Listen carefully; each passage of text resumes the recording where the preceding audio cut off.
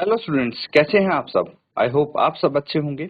ICT virtual classroom में आप सबका स्वागत है। मैं विकास।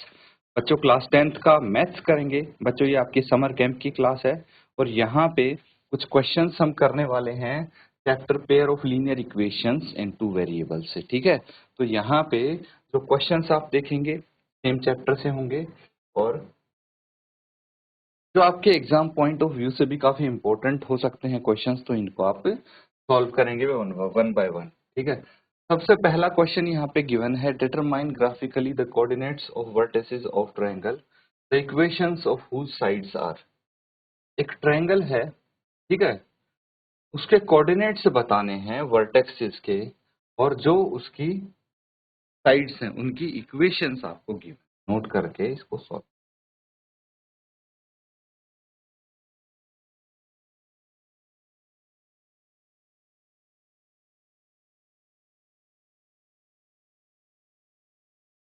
ठीक है, तो बेसिकली यहाँ पे बताना क्या है ये समझना कि कोऑर्डिनेट्स बताने हैं उसके, और फिर बताना है एरिया। क्या बताना है उसका?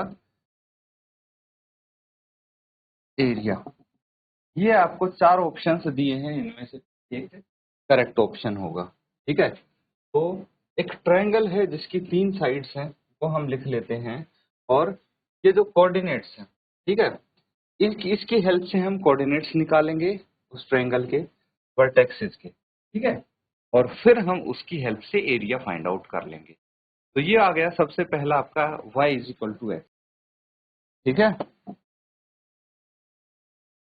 तो पहली जो साइड है y is equal to x, इस केस में एक्स वाई है। अगर x -2 है तो y भी -2 होगा। ठीक है, x 2 है तो y भी 2 होगा, क्योंकि ये दोनों इक्वल हैं। अब दूसरा देखिए, सेकंड क्या है? सेकंड है 3y is equal to x. ठीक है, यानी x इक्वल्स टू 3y। तो x y यहाँ पे है,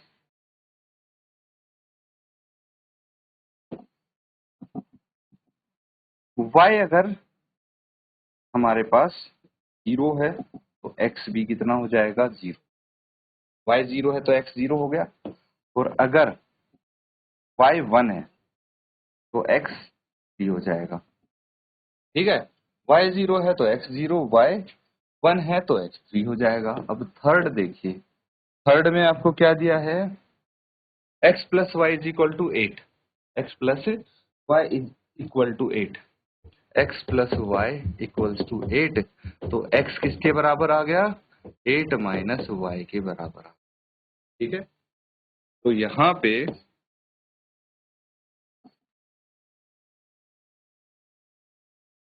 ये x है, ये y।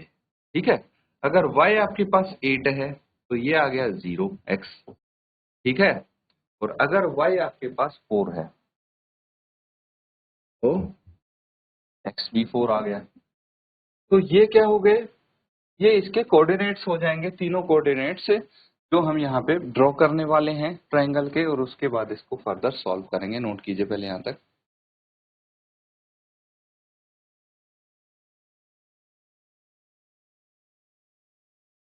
ठीक है, यहाँ पे एक काम करते हैं, इसको भी पॉजिटिव ही रखते हैं, नेगेटिव नहीं करते। ठीक है, तो यहाँ पे अगर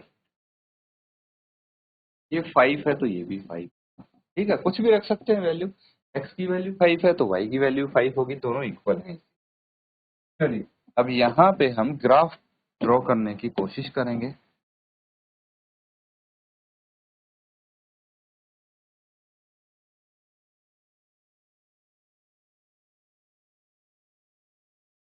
ठीक है,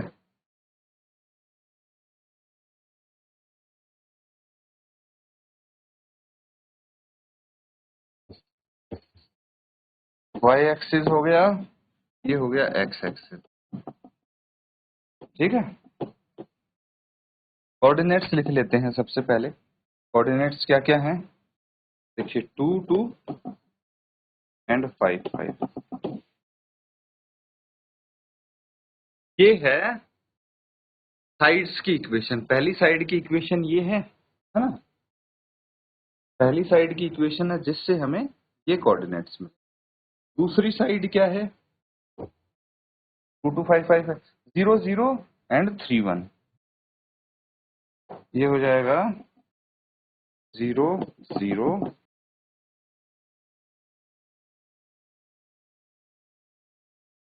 0 0 3 1, और ये आ जाएगा 0 8 4 4। अगला है 0 8 4 4। ठीक है। अब हम यहाँ पे देखिए, नेगेटिव तो है नहीं हमारे पास, तो ज्यादा हमें मार्क करने की नेगेटिव जरूरत है नहीं। -1 -2 -3 तक बहुत है। यहाँ पे 1 2 3 4 5 6। इसको और छोटा कर दें क्या? ये वाला जो कोऑर्डिनेट है इसको हम और छोटा कर सकते हैं। कैसे? हमें इसकी जरूरत, हमें जो ग्राफ पेपर है उस पे और कम पॉइंट प्लॉट करने पड़े, उसके लिए हम क्या कर सकते हैं, इसकी वैल्यूज चेंज करनी है हमें बस। अगर मान लो y की वैल्यू 3 होगी तो x की वैल्यू 5 हो जाएगी। अब हमें 5 तक लिखना पड़ेगा, 5 3 आ जाएगा। ठीक है, तो ये लिखिए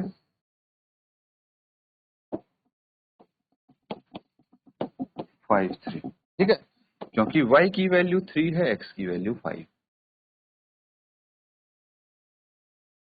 तो बस यहीं तक हम इसको मार्क करेंगे।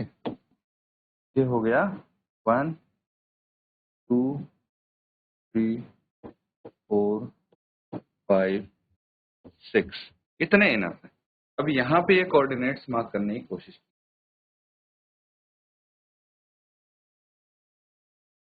तो देखिए, सबसे पहले है 2 2 5 5। ठीक है, तो ये रहा 2 2 यहाँ पे, एंड 5 5 कहाँ पे है, यहाँ पे है ना। 2 2 एंड 5 5 इनको हम ज्वाइन कर देंगे।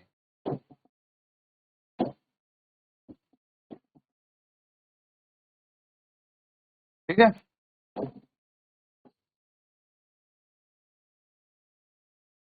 2 2 एंड 5 5। दूसरा है 0 0 3 1। ये रहा 0 0 एंड 3 1, यहाँ पे है। ठीक है,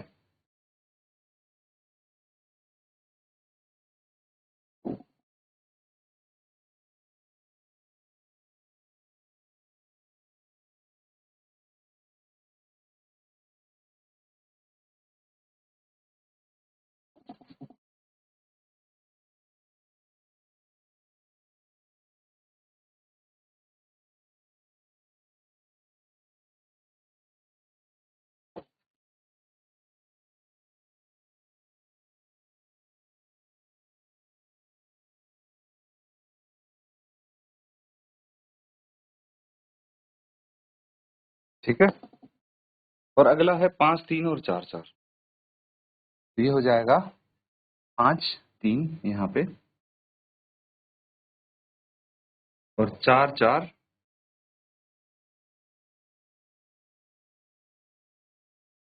और इसको हम फिर से इन पॉइंट्स को मिला देते हैं।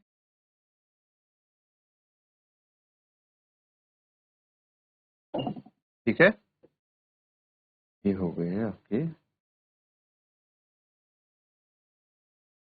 पॉइंट्स। इनको मार्क कर देंगे 0 0। ठीक है, पहले वाले का क्या आया था, 2 2। ये आया था आपका 5 5।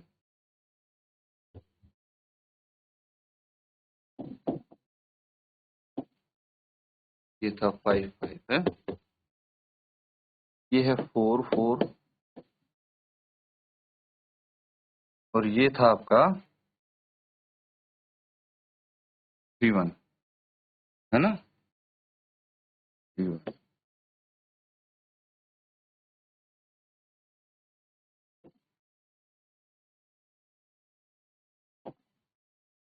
अब और कौन सा बचा, ये है आपका 5 3।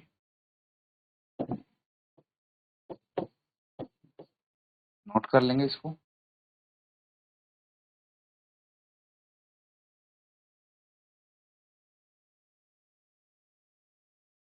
ठीक है, देखिए ये अगर हम मैन्युअली बनाते तो ये 0 0 पे यहाँ पे मीट करनी चाहिए थी ये लाइन, है। थोड़ा सा हमारा इसको अभी करेक्ट कर देते हैं थोड़ा। ठीक है, ये एक्चुअली यहाँ पे आएगा और इसके पॉइंट्स भी ये यहीं पे आएंगे, 4 4 और ये 0 0, ये 2। अब देखिए जो कोऑर्डिनेट्स हैं इसके क्या आए हैं वो लिख लेंगे। कुछ नाम गिवन है इसका ट्रायंगल का, हम अपनी तरफ से लिख लेते हैं।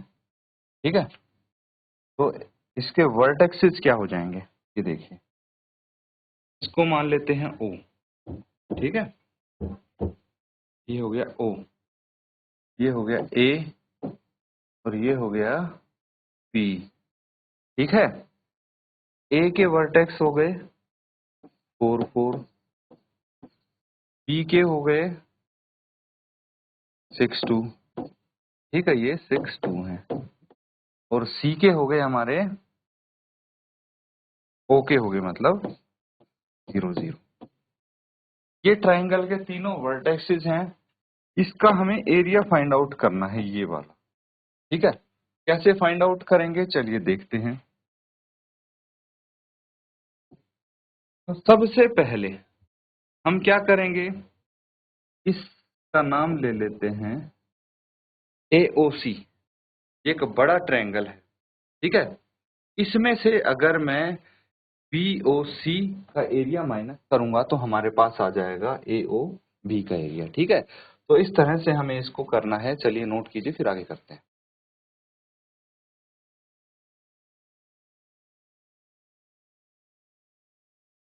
ठीक है बच्चों, चलिए एक बार क्वेश्चन को आप दोबारा देखिए। इसमें हमारे ट्रायंगल के क्या आ गए, कोऑर्डिनेट्स आ गए।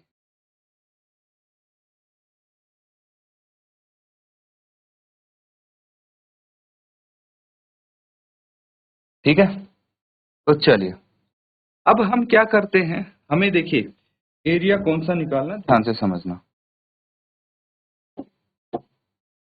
ये वाला एरिया निकालना है हमें। तो हम क्या करेंगे,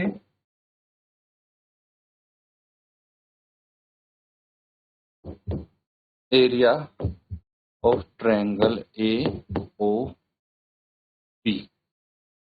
is equal to area of triangle AOC minus area of triangle BOC, है ना। तो हाफ बेस कितना है AOC का, ये रहा O, ये रहा C। ठीक है, 7, तो ये 8 यूनिट्स आ जाएगा। इनटू हाइट कितनी है, ये हाइट हो जाएगी इसकी जो कि है 4 माइनस हाफ बेस। बेस कितना है, अगेन 8 है, एंड इस केस में हाइट यहाँ पे 2 है। ठीक है, सॉल्व करेंगे इसको, ये 4 आ जाएगा, 4 4 जा 16 माइनस 4 2 जा 8, ये 8 यूनिट्स आ स्क्वायर। ठीक है, ये हमारा इस ट्रायंगल का एरिया आ जाएगा। क्या आ जाएगा, एरिया आ जाएगा। तो यहाँ पे एरिया कितना है 8 और कोऑर्डिनेट्स भी हमने निकाल लिए। तो इसमें से हमारा, आप इसको एक आंसर को करेक्ट कर लीजिए, आंसर आपका 8 होगा। ठीक है,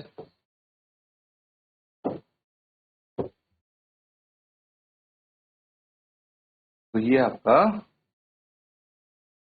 8 स्क्वायर यूनिट्स होना चाहिए। ठीक है, कोई भी एक आंसर आप इसको लिख लेंगे, नोट कर लेंगे बच्चों।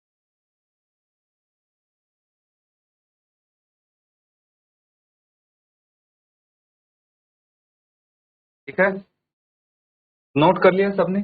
चलिए अब फटाफट बाकी के क्वेश्चंस कर लेते हैं। ये वाला जो फर्स्ट वाला क्वेश्चन अगर आता है आपका, तो ये एमसीक्यूज यानी 1 मार्क्स में आना के काफी कम चांसेस हैं, क्योंकि थोड़ा लेंदी क्वेश्चन है। तो ये आपका मिनिमम 2 या 4 मार्क्स में आ सकता है।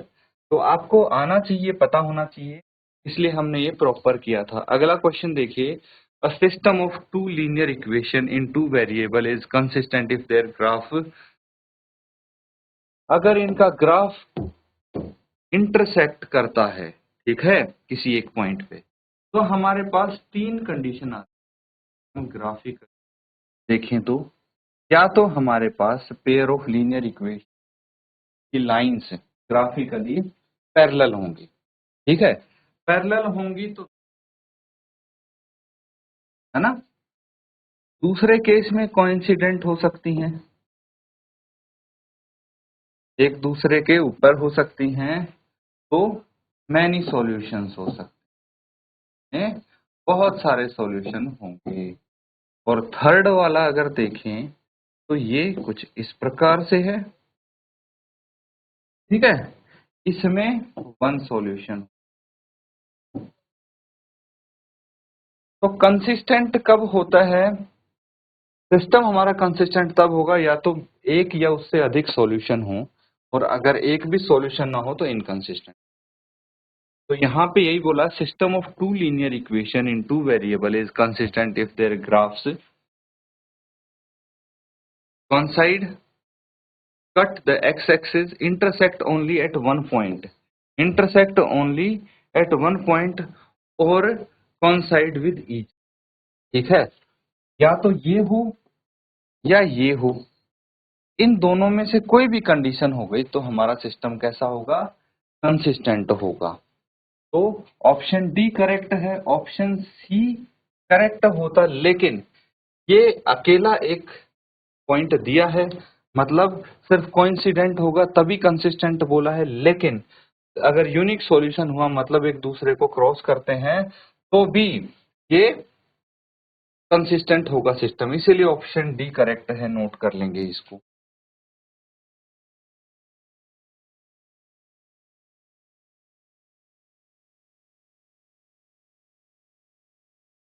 ठीक है बच्चों, नोट कर लिया है। चलिए,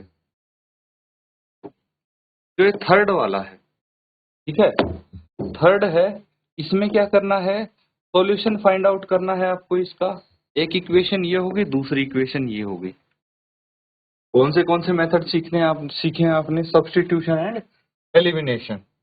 तो कोई भी एक मेथड यूज करके, एलिमिनेशन मेथड वाला मेथड यूज करिए। देखिए, ये P x plus Q Y equals to P minus Q है, and Q x minus P Y is equal to P plus Q है। तो इस केस में हम क्या करेंगे?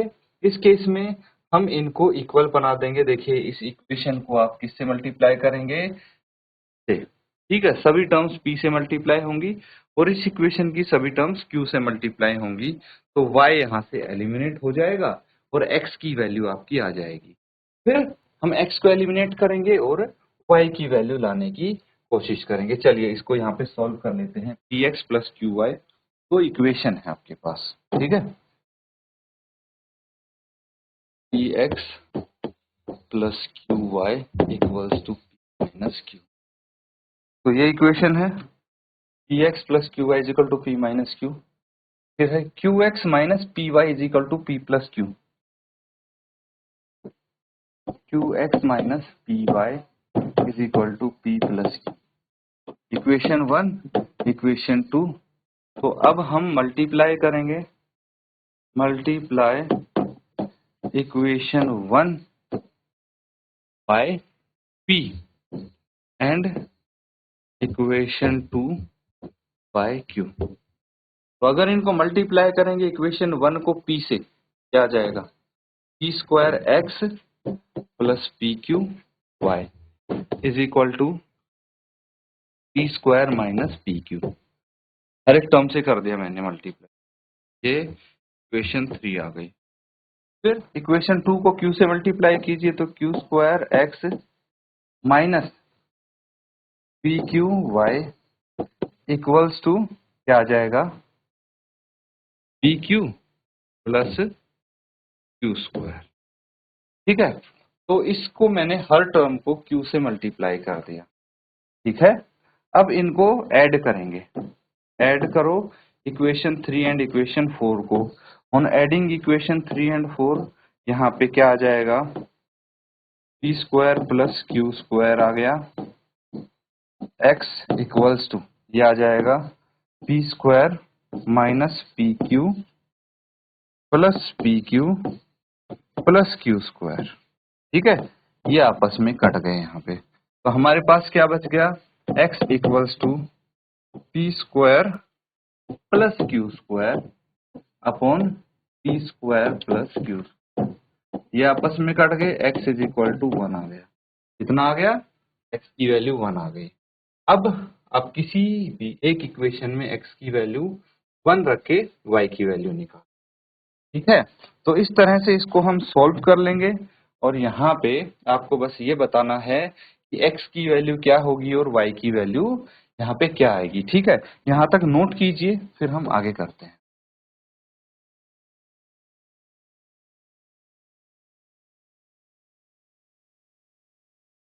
ठीक है, तो अब क्या करेंगे, put x equals to 1 in equation 1। Equation 1 में रख देंगे इसको, तो क्या आ जाएगा, p into 1 plus Q Y equals to p minus q. ठीक है, तो अब यहाँ से मैं राइट हैंड साइड लेके जाऊंगा, तो ये q Y is equal to P minus q minus p, plus p minus p कट गया, तो क्या आ जाएगा, y is equal to minus q upon q, ये कट जाएगा, माइनस 1 आ जाएगा। x 1 है, y माइनस 1 है। देखते हैं, x is equal to 1 and y is equal to minus 1, ये ऑप्शन आपका करेक्ट है। में आ रहा है, इस तरह से क्वेश्चंस आपके सामने अगर आते हैं, आप उनको अच्छे से सॉल्व करें बच्चों। इसी के साथ आज का सेशन एंड करेंगे। Thank you and have a nice day.